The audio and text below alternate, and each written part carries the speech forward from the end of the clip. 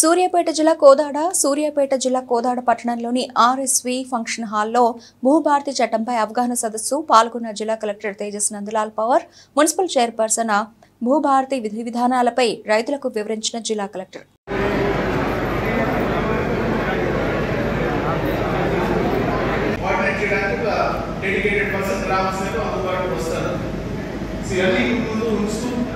ఇంకా చాలా మంది మనం సమస్యలు ఏమన్నా చెప్పుకోవాలంటే కూడా మీరు చెప్పవచ్చు.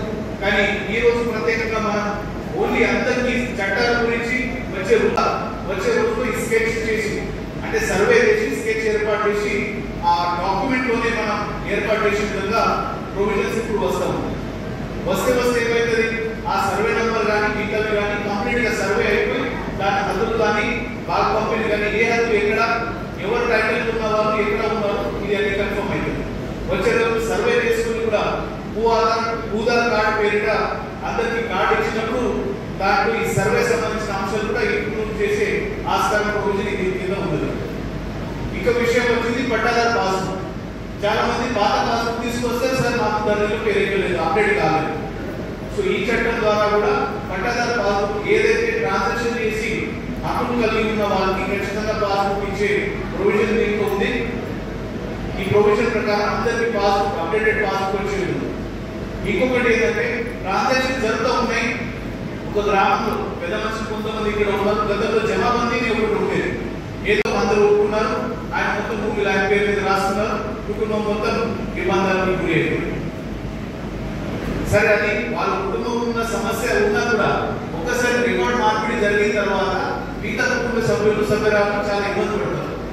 సో ఇది జరగకూడదు కాబట్టి కుటుంబంలో ఉన్న సమస్యలు అక్కడికే పరిష్కారం కావాలి కాబట్టి ఈ పావతి చేసినప్పుడు, అంటే సక్సెషన్ చేసినప్పుడు కన్సల్ట్ తహసీల్దార్ గారిలో దరఖాస్తు పెట్టిన తర్వాత ఆర్డీఓ లెవెల్లో ఒకసారి ఎంఆర్ఓ లెవెల్లో దరఖాస్తు పెట్టిన తర్వాత వాళ్ళు ఖచ్చితంగా అందరూ ఫ్యామిలీ మెంబర్స్ కి నోటీస్ ఇచ్చి గ్రామంలో తహసీల్ ఆఫీసులో నోటీసు డిస్ప్లే చేసి ఒక వారం అవకాశం నుంచి దాని తర్వాత స్పీకింగ్ ఆర్డర్ ఇవ్వాలి. ఏ విధంగా బాగా పంపిణీ చేయడానికి ఆస్కారం ఉందని ఏ విధంగా వాళ్ళు చేస్తున్నారు. ఒకవేళ అక్కడ ఏమైనా తప్పు జరిగినా అది సవరణ చేసుకోవడానికి గతంలో అవకాశం లేకుండేది.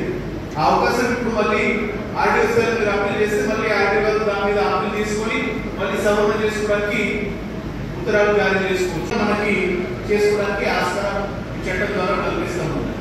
ఇంకొక అంశం ఏంటంటే వచ్చే రోజు భూధార్ మనిషికి ప్రతి ఒక్కరికి ఐడెంటిటీగా ఆధార్ కార్డు ఉన్నది. అట్లాంటి ప్రతి భూమికి కూడా ఒక భూధార్ కార్డు రాబోతూ ఉంది. ఇప్పుడు మనం ఏదైతే రికార్డు చూస్తే భూమికి సంబంధించి ఎవరైనా రాజేశ్వర్ గారికి, లేదంటే సత్యనారాయణ గారికి, లేదంటే వాసు గారికి ఎంత భూమి ఉందని అడిగితే ఎకరా 2 ఎకరా వాళ్ళ ఉన్న బట్టి చెప్తారు. మరి సర్వే నెంబర్లో రాను రోజు ఏమి పై నెంబర్లు వస్తూ ఉన్నాయి. మరి సబ్ డివిజన్ అయిన తర్వాత వైభాగం ఎవరికి ఉంది, చెరువు మీద ఎవరికి ఉంది, ఇది చూసుకోవడానికి ఇబ్బందులు వస్తూ ఉన్నాయి. రికార్డు మీద ఉంటారు కానీ అది ఏ భాగం, అదులు ఏమి, ఆ భూమికి సంబంధించి నచ్చే విధంగా ఉంటుంది. ఈ అంశాల గురించి కూడా కొంత ఈ చట్టంలో ప్రావధానం ప్రొవిజన్స్ ఉన్నాయి. వచ్చే రోజులో మనం ట్రాన్సాక్షన్ చేసినప్పుడు, సేల్ కానీ పర్చేస్ కానీ చేసినప్పుడు ఖచ్చితంగా ఇప్పుడైతే మనం ప్లాట్స్ చేసినప్పుడు ఎట్లా ప్లాట్ సంబంధించి అదుపు రాస్తాం, వాటికి సంబంధించి స్కెచ్ కూడా ఉంటుంది. ప్లాట్ ఏ విధంగా ఈ అధికారుల దగ్గర ఉన్న అధికారులు, అదేవిధంగా ప్రజలు అప్లై చేసుకోవడానికి పోర్టల్ ఒక బయో మీడియం ఉంటుంది. సో ఏదైతే అంతకుముందు మనకి చూపెట్టిన భూభారతి పోర్టల్ ఏదైతే ఉందో ఇది, ఈ 4 ఇంపార్టెంట్ అంశాలు కలిసి మనం ఈ రోజు ఈ భూభారతి చట్టం అమలు చేయబోతున్నాం. ఈ చట్టం వచ్చే ముందు కొన్ని ప్రత్యేకంగా కొన్ని సమస్యలు ప్రజలు ఎదుర్కొంటూ ఉన్నారు. ఫర్ ఎగ్జాంపుల్, ఏ భూ సమస్య ఉన్నా లేదంటే ఏదైనా తప్పు మార్పిడి ఎంఆర్ఓ స్థాయిలో ఎవరైనా తప్పు డాక్యుమెంట్స్ సృష్టించి చేసుకున్నా దానికి కరెక్షన్ చేసుకోవాలంటే ఖచ్చితంగా సివిల్ కోర్టు అందరూ పోయే ఆస్కారం ఉండేది. వేరే సమస్యలు వచ్చిన ఎంఆర్ఓ దగ్గర పోయినా లేదంటే ఆర్డీఓ దగ్గర పోయినా వారు చెప్పేవాళ్ళు మా దగ్గర కాదు కలెక్టర్ గారి దగ్గర పోవాలి. సో ఏదైతే సమస్య దగ్గర ప్రజల దగ్గర భూమి ఇక్కడ మండల స్థాయిలో జరగాల్సిన దానికి ఖచ్చితంగా జిల్లా స్థాయిలో పోయే ఆస్కారం ఏర్పడింది.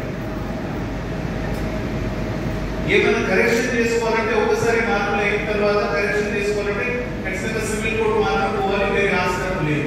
ట్రాన్సాక్షన్ లో కొన్ని చోట్ల మనం చూస్తూ ఉన్నాం. ఏదైతే సాధారణ మీద ఒకరికి అమ్మి ఉన్నారు, పెద్ద మనిషి లేనప్పుడు వాళ్ళ నెక్స్ట్ కుటుంబ సభ్యులు మాకు మా నాన్న నుంచి రావాలి సక్సెషన్ చేసుకుని మళ్ళీ ఇంకొకరికి అమ్మేస్తారు. పొజిషన్ లో చూసుకుంటేమో ఇంకొకరు సాధారణ తీసుకొని కాసు కలిగి ఉంటారు, సాగు చేసుకుంటూ ఉంటారు. అట్లాంటి ఏమైనా ఇబ్బందులు వస్తే దాన్ని కూడా సవరణ చేసుకోవడానికి ఈ చట్టం ద్వారా మనకి ఆస్కారం. ఇంకా మనం ముందుకు పోతే కొంతమంది అంటారు, ఉన్న వెల్లడపల్లి నేరేడుచర్ల మీటింగ్ పెట్టినప్పుడు కూడా కొంతమంది డౌట్స్ అడిగారు. సార్ మా బ్రదర్స్ మధ్యలో ఆయనకి ఎక్కువ రావాలి, మాకు తక్కువ రావాలి, ఆయన ఎక్కువ ఇస్తున్నారు, నాకు తక్కువ రావాల్సింది ఉంది, నాకు ఇవ్వలేదు. ఇట్లాంటివి టైటిల్ డిస్ప్యూట్ మాత్రం అంటే పేరు కరెక్ట్ వస్తున్నాయి లేదా ఆ టైటిల్ డిస్ప్యూట్ మాత్రం మనం ఖచ్చితంగా సివిల్ కోర్టు ఆశ్రయించాల్సి ఉంటుంది. కానీ రికార్డ్ సవరణ సంబంధించి గతంలో ఏదైతే మనం మళ్ళీ సివిల్ కోర్టు పోవాల్సిన ఆస్కారం ఉంటే ఏ సర్వే నెంబర్ ఎవరివి, దాంట్లో టైటిల్ ఎవరివి, అంటే హక్కులు ఎవరికి ఉన్నాయి, కబ్జాదారు ఎవరు ఉన్నారు, కౌలుదారు ఎవరు ఉన్నారు, ఈ అన్ని రికార్డ్ అయ్యేది. ఆ అంశాలు ఇప్పుడు లేవు. సో ఇప్పుడు మనం ఏం చేస్తున్నామంటే 31 డిసెంబర్ అంతా ఆన్లైన్ రికార్డ్ కాబట్టి 31 డిసెంబర్ నాడు ఇవన్నీ రికార్డ్ ఒక్కసారి గ్రామ స్థాయిలో మండల స్థాయిలో మనం పబ్లిష్ చేస్తాం. ఏదంటే ఇవి పలానా గ్రామం సంబంధించి సపోజ్ దొగరై గ్రామం కోదాడ మండలం ఈ భూమిలో సర్వే నెంబర్ వరకు ఈ సర్వే నెంబర్లు ఈ కూడా దాంట్లో హక్కు కలిగి ఉన్న పట్టాదారు వీళ్ళు ఉన్నారు, వాళ్ళకి సంబంధించి వివరాలు ఇవి అంటే కన్ఫర్మ్ చేసుకోవడానికి. ఒకసారి అది పబ్లిష్ అయితే జనాలు కూడా చూసుకుని మా పేరు వచ్చిందా లేదా చూసుకుంటారు. అంటే సవరణ చేసుకోవాలంటే దరఖాస్తు పెట్టడానికి కూడా ఆస్కారం. సరే ఇది ఉన్న ప్రొవిజన్స్ ప్రకారంగా ఉన్న అంశాలు పోర్టల్ సంబంధించి చూస్తే చాలా యూజర్ ఫ్రెండ్లీ. భూభారతి.తెలంగాణ.gov పోర్టల్లో పోతే మనం అప్లై చేసుకోవడానికి ఏ అంశమైన ఏమైనా కరెక్షన్ చేసిన తర్వాత దాని మీద ఏదైనా ఆందోళన ఉంటే 60 రోజు లోపల ఆర్టీఓ స్థాయిలో మనం అప్పీల్ ఫైల్ చేసుకోవచ్చు. ఆర్టీఓ స్థాయిలో ఒకవేళ చేసి ఉంటే దానికి అప్పీల్ మళ్ళీ జిల్లా కలెక్టర్ స్థాయిలో అప్పీల్ ప్రొవైడ్ చేయడానికి ఆప్షన్ ఉన్నది. ఇక్కడ కూడా ఏమైనా ప్రాబ్లమ్స్ ఉంటే మళ్ళీ క్రిమినల్ స్థాయిలో ప్రస్తుతం సిసిఐ గారు క్రిమినల్ గా అపాయింట్ అయి ఉన్నారు, వాళ్ళ స్థాయిలో కూడా మనం అప్పీల్ చేసుకోవడానికి ఆస్కారం. సరే ఇది అప్పీల్ ప్రొవిజన్ అయింది. అంతకుముందు ఆడిటర్ చెప్పినప్పుడు అది బిల్ కావచ్చు, సక్సెషన్ కావచ్చు, సేల్ ట్రాన్సాక్షన్ కావచ్చు, గిఫ్ట్ డీడ్ కావచ్చు, ఏ విధంగా ఎట్లా అమలు అయితే దాని గురించి చెప్పారు. ప్రత్యేకంగా సక్సెషన్ ఆవుతి చేసినప్పుడు కొన్ని ఇబ్బందులు మనం కనిపిస్తూ ఉన్నాయి. ఏదంటే కుటుంబంలో 4 అన్నదమ్ములు ఉన్నారు, ఒక 2 అక్క చెల్లెలు ఉన్నప్పుడు బ్రదర్స్ వచ్చి మాకు మేము 4 ఉన్నాము అన్ని ఆస్తులు వాళ్ళు పంచుకుంటున్నారు, సిస్టర్స్ కి తెలియదు.